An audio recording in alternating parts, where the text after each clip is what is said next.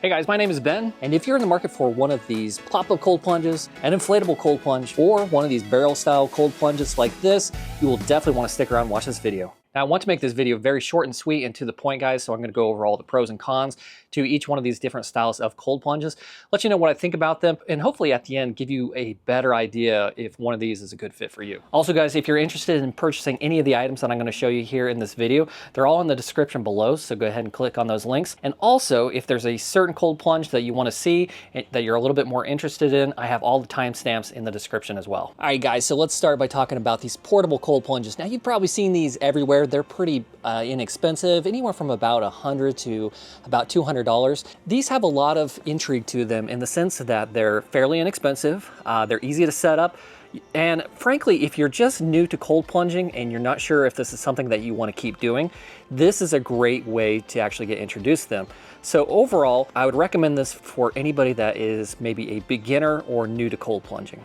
All right, guys, so let's talk about the pros of getting one of these portable cold plunges. Now, first of all, like I said, they're rather inexpensive, and so if you're new to cold plunging, you want to try it out at around $120 to $160. These are very accessible to most people. Besides that, they're easy to set up. You can set it up, take it down, move it wherever you like, take it with you. And so that's another pro to it. The other pro is the fact that you can actually add a chiller to this relatively easy so that you can cool the water. Now let's go ahead and talk about the cons of these portable cold plunges, because unfortunately there's quite a few. So the first thing to keep note is that the insulation on these portable cold plunges, they're just okay in the sense that you're gonna have to add a whole lot of ice. The water's just not gonna stay cold for very long, unfortunately.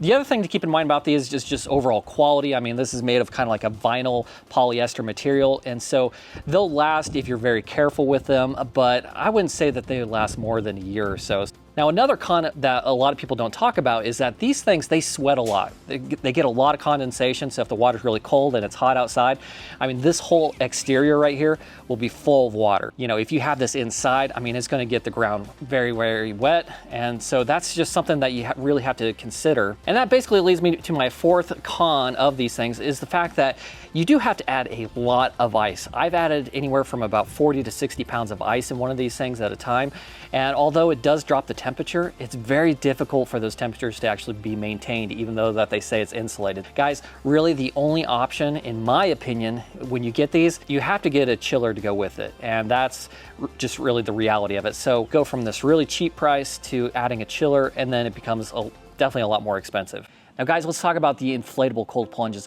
Now, similar to the portable cold plunges, these are great in the sense that you can inflate them, you can set them up anywhere that you like. They actually come with a backpack, and so if you wanted to travel with it, you could. I don't know why you would, but it is an option. And so just the portability aspect of them is really great. And of course, once they're filled with air, I mean, they're incredibly sturdy.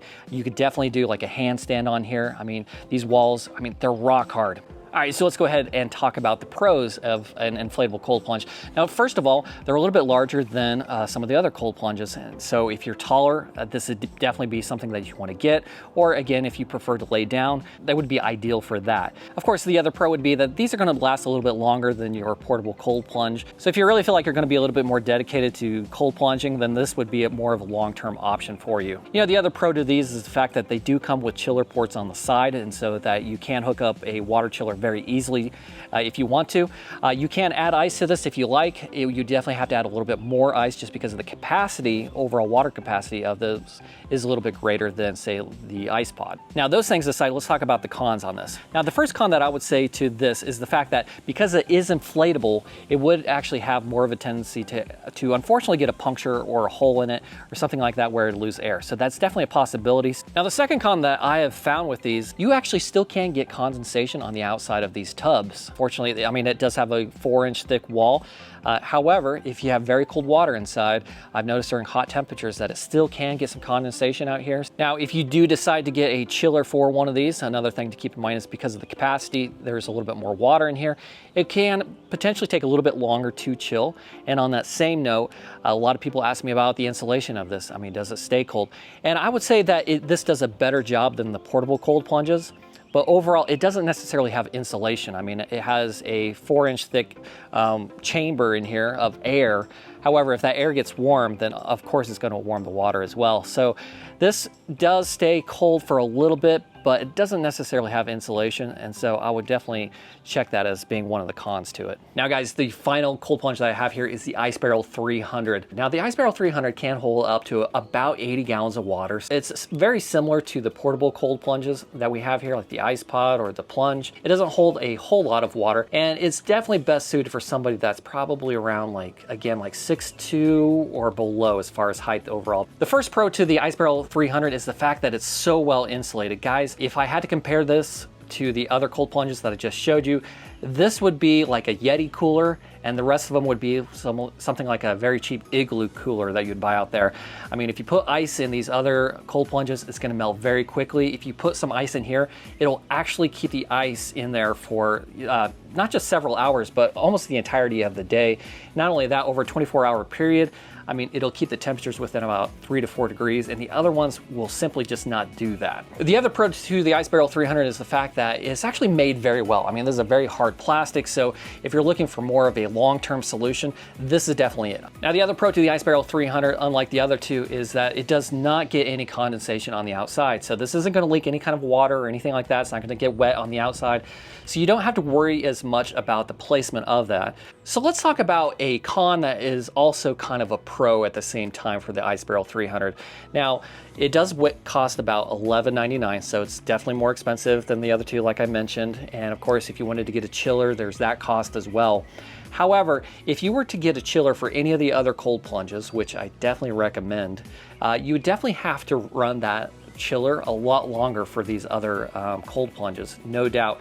And so, you know, when you're talking about running it longer, of course, it's a little bit more wear and tear on the chiller. It's going to definitely cost a lot more electricity, and so that's a big factor right there. And with the Ice Barrel 300, you know, yes, it has to run, but it's going to actually maintain those temperatures for a lot longer, so it's going to run a lot less. So long term, you could actually save money with the Ice Barrel 300 over the other two. Now guys, I think that pretty much sums it up with the pros and cons to these different cold plunges. And again, I wanted to make this video for somebody at home that is perhaps considering buying one of these cold plunges and you wanted to know what the difference was between them. So if you have any questions or comments, by all means, leave those down below. Let's talk about it. But I appreciate you guys watching. Like and subscribe, and I'll see you in the next video.